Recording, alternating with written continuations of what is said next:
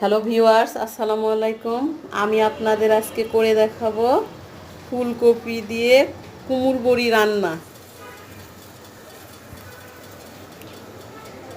আমি একটা চুলায় একটা পাতিল বসিয়ে দিয়েছি। এখানে তেল, তারপর পেঁয়াজ দিলাম। এখন পেঁয়াজটা লাল হওয়া পর্যন্ত আমি অপেক্ষা করব।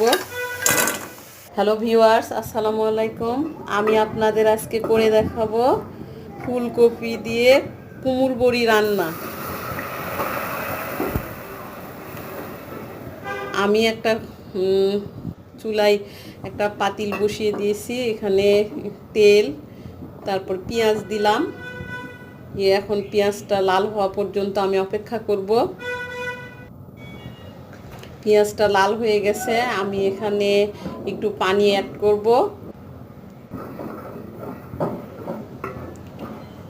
এখন আমি এখানে মশলা দিব। আমি প্রথম আদা ও রসুন বাটা দিলাম। পেঁয়াজটা লাল হয়ে গেছে, আমি এখানে একটু পানি অ্যাড করব। এখন আমি এখানে মশলা দিব। আমি প্রথম আদা ও রসুন বাটা দিলাম।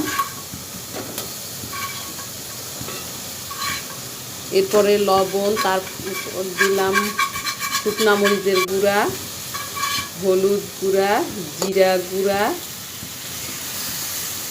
এরপরে লবণ, তারপর দিলাম শুকনা মরিচের গুঁড়া, হলুদ গুঁড়া, জিরা গুঁড়া।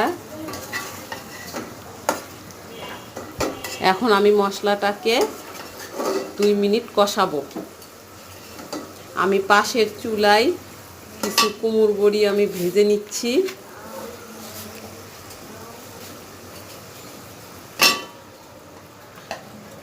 কুমড় বড়িটা হালকা একটু বাদামি হলে আমি এটাকে নেমে নিয়েছি। এখন আমি দিলাম কাঁচামরিচ।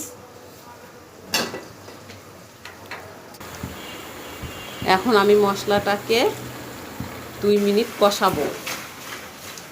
আমি পাশের চুলায় কিছু কুমড় বড়ি আমি ভেজে নিচ্ছি।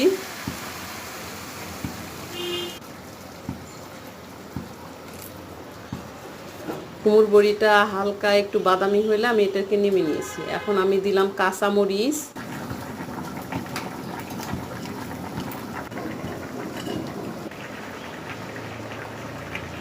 আমার মশলা কষানো শেষ। আমি